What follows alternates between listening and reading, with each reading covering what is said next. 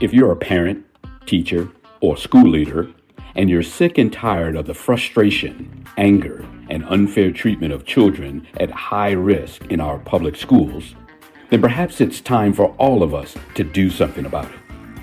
In this podcast, Dr. Amitra Berry brings you tips, tools, strategies, and tactics to build successful solutions while touching, moving, and inspiring all of us to transform our schools so that every child thrives. Here's your host, Dr. Berry. Welcome back, Equity Warriors. Thanks for tuning in to this week's episode of the 3E podcast. Tomorrow is April 1st, but I'm no fool.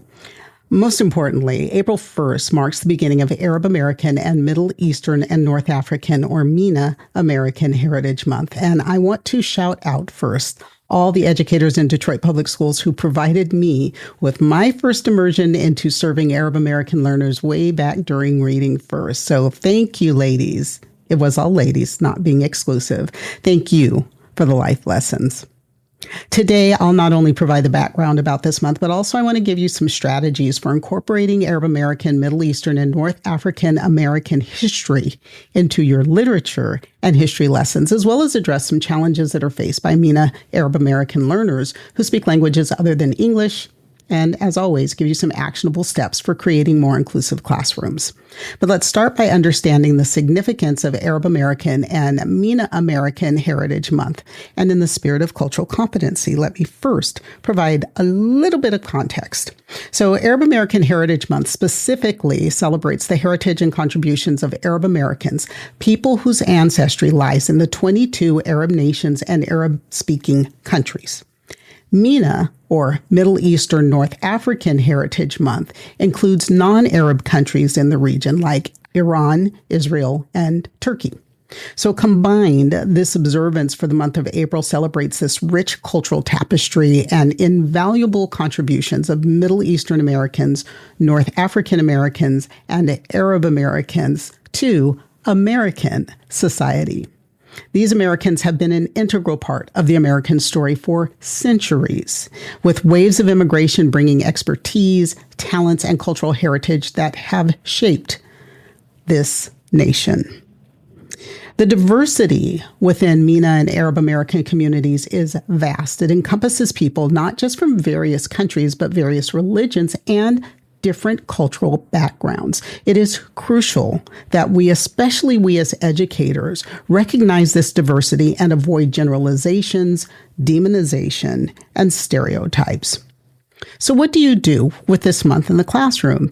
Many of us are quite familiar with Black History Month in February. We have been doing the Black History Month thing for quite some time. So I want you to leverage that knowledge and that framework. One of the most effective ways to celebrate MENA Arab American Heritage Month in the classroom is by incorporating literature written by Arab American authors. No brainer, right? This not only exposes students to diverse perspectives, but also helps Arab American students see themselves reflected in the curriculum. In my book, The Culturally Competent Educator, I reference 4 equity indicators, and the third indicator is representation. So here's what that looks like in this context. Select books, poems, essays that reflect the diverse experiences and perspectives within the MENA and Arab American communities, and then use these literary works as springboards for meaningful discussions about identity, belonging, experience, cultural heritage.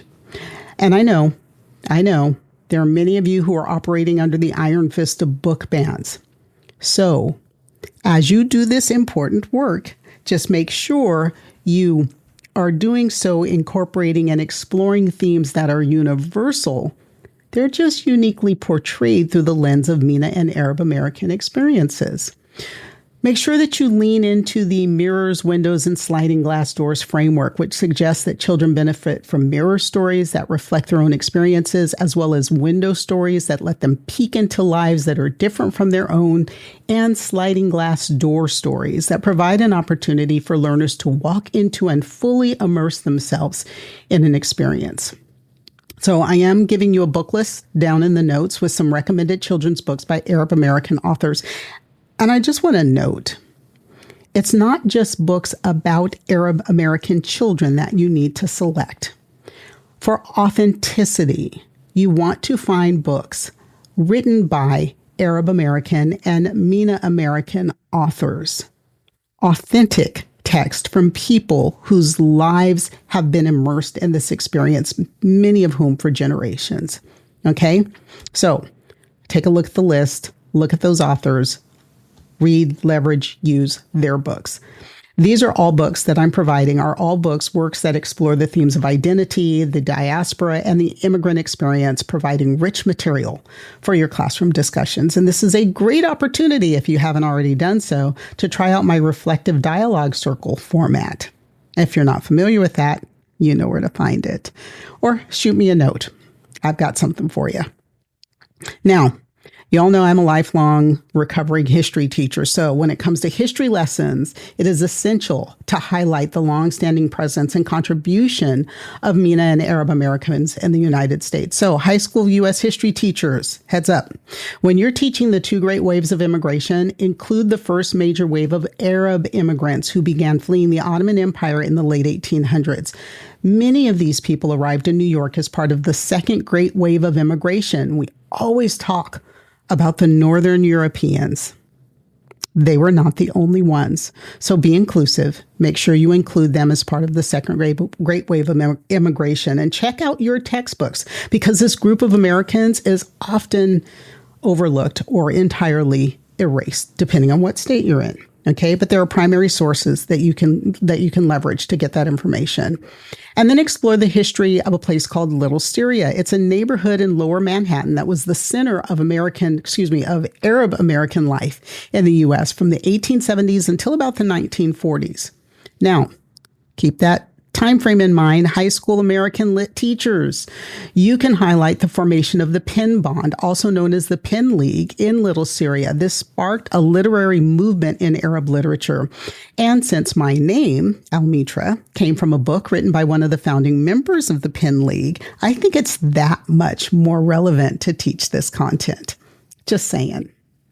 So compare the Penn League to the Harlem Renaissance. You'll see that historically, there's a little overlap in the timeline, but imagine the product that you can get from your students if you give them an opportunity to examine those two concurrent movements in the literature of the two, the politics that was involved. Really cool stuff. Now, not to be remiss, STEM teachers, I didn't forget about you.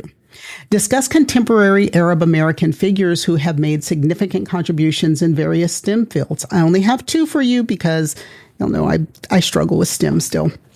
History, reading, that's me. But you can mention Muhammad Atta's invention of the metal oxide semiconductor field effect transistor.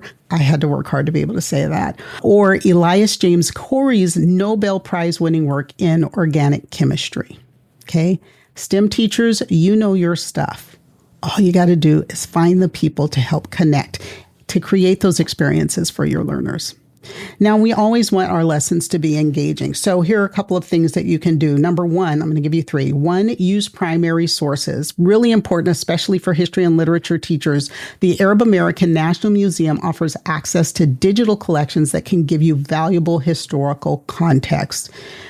Number two, use timelines. Like I mentioned, that connection, that concurrency between the Harlem Renaissance and the Penn League, huge. You kids won't see that unless it's on a timeline. Help your learners visualize the history of Arab American immigration and contributions over time, especially if they can put that in context with something that they've already learned about or been learning about for years. And then number three, think about project-based learning activities with diverse products that allow students to showcase what they've learned in various authentic formats. Encourage your learners to delve deeper into specific aspects of Arab American history and some of the notable figures that they'll uncover. Like everything else, there are always challenges. And when it comes to our MENA and Arab American learners, especially those who are coming to school speaking a language other than English, there's more. So as educators, it is crucial to be aware of the challenges and often very different and specific challenges faced by our MENA and Arab American learners who speak languages other than English. Of course, there are linguistic barriers that can impact their academic performance and social integration, but even more, because fewer of us are familiar with the languages that they speak, we don't always have the tools to scaffold their instruction using their primary language. Learning English or any other language as a second language or additional language is a complex process.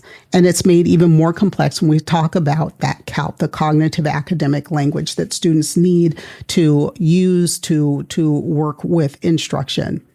But they also layer onto that, have to navigate differences between their home culture and the school culture. And because their culture may be so distinctly different from that of school, it's an additional challenge that has to be overcome. So be mindful of that.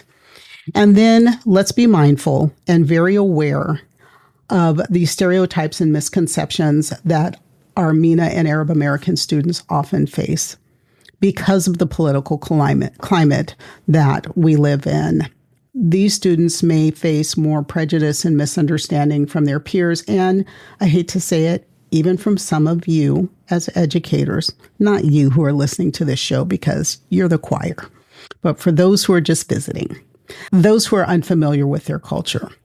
So what do you do? Strategies always. Support these learners by implementing culturally responsive teaching practices. We know this is an approach that recognizes and values the cultural strengths that students bring to the classroom. Use their culture as a reference point. That requires that you know and understand something about their culture to make that connection. When you help students understand new concepts, by connecting them to their own cultural experiences, it makes learning easier and more engaging. Keep in mind, too, that you want to incorporate diverse learning styles. Use a variety of teaching methods. Use visual aids, hands-on activities, collaborative learning, project-based learning. You want to cater to different learning experiences. And then provide language support. Additional resources that you can pull into the classroom, like bilingual dictionaries, translated materials whenever possible, will help your students access the curriculum. Now, I want to focus on 3 actions you can take right away to support and create that more inclusive classroom for your Arab American learners. Like I said, culturally responsive teaching practices. This approach recognizes the importance of including their cultural references in all aspects of learning. So learn about your students' backgrounds, learn about their interests, their learning styles. You can use surveys, you can use questionnaires, or you can just have a conversation. Imagine that, talking. Adapt your teaching style. Remember, it's not about you, it's about them. We should be teaching our learners so that they understand us, not teaching the way we like to and blaming them when they don't learn. And then make sure that you're bringing in some culturally diverse samples, examples, exemplars, and materials into your lessons to make the content more relatable and engaging. In my book, I talk quite a bit, or wrote quite a bit, about creating a welcoming classroom environment. You want that atmosphere that celebrates diversity and promotes inclusivity. That is crucial. How do you do that? Think about multicultural posters, artwork, quotes that reflect the diversity of the student population in the month of April. Pull in as much as you can that reflect the Middle Eastern, North African, and Arab American experience and history. Observe this month for that culture. This is really important because it will help the students connect to school, and then encourage your learners who are Middle Eastern, North African, or Arab American to share their cultural experiences and perspectives, whether it's through classroom discussion or a special project. And if you need support, look to your local community for MENA and Arab American resources. You'll want to build some strong connections with your families, your students' families, and the communities to enhance your own understanding and support of Arab American students. You can invite guest speakers in from the community to share their experiences with your class. You can organize a cultural exchange event where students can learn about Arab American traditions, cuisine, music, art. And then reach out to your parents and involve them in classroom activities or discussions about their own cultural heritage. And I'm talking your MENA Arab American. This is their month, okay? Don't get it twisted. Remember that creating an inclusive classroom is not a one and done. It's an ongoing process, and it requires your commitment and your continuous learning. In the Culturally Competent Educator, you can dive deeper into these 3 strategies and a myriad of other strategies and insights to help you deepen your understanding and practice of cultural competence. And then, just like in Black History Month, I want to emphasize the importance of celebrating MENA Arab American Heritage Month, not just in April, but throughout the entire year. By incorporating diverse perspectives, histories, and literature into our curricula, we create richer, more inclusive learning environments that benefit all students. Remember, teeny tiny steps can lead to huge changes. So take a step, implement 1 or 2 of the strategies that I've given you in this episode or one from the book, and then build from there. Your efforts to create a more inclusive classroom will have a lasting impact on your students and contribute to a more equitable education system. So thanks for tuning in to this week's episode of the 3E Podcast. Remember, as always, don't worry about the things you cannot change. Change the things you can no longer accept. And I'll see you next time. And that's a wrap for today's episode of the 3E Podcast. Now, here's how you can make a real difference. First, smash that subscribe button. It's free. It's easy. Just do it. Second, share the show with anyone you know who cares about education. And third, consider becoming a supporter of the show. Together, we're not just talking about change, we're making it happen. Make a donation today to be part of that mission and change, and I'll catch you next time.